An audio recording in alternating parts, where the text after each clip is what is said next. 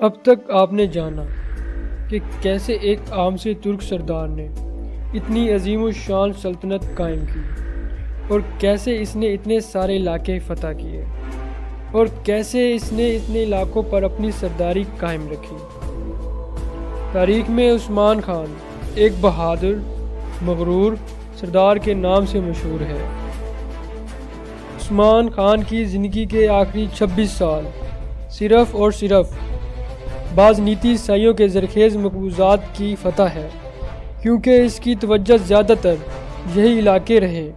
عثمان خان کی زندگی کے بارے میں جب ہم پڑھتے ہیں تو اس کی فتوحات اور کارناموں میں بعض نیتی شہر اور ان کے بہت سے قلعے نمایاں ہیں۔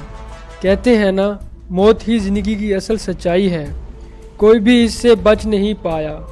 اب وہ سال آیا جب عثمان خان کی موت ہوئی۔ سن 1317 میں عثمان خان نے بروسا کا محاصرہ کیا، جو ایشیائی کوچک میں سلطنت بازنطینی کا ایک اہم شہر تھا، جو تقریباً 10 سال تک جاری رہا، اور آخر کار یہ شہر فتح ہوا۔ لیکن عثمان اس وقت تک سقوط میں بستر مرگ پہ تھا، چنانچہ سن 1326 میں یہ اپنے خالق حقیقی سے جا ملا۔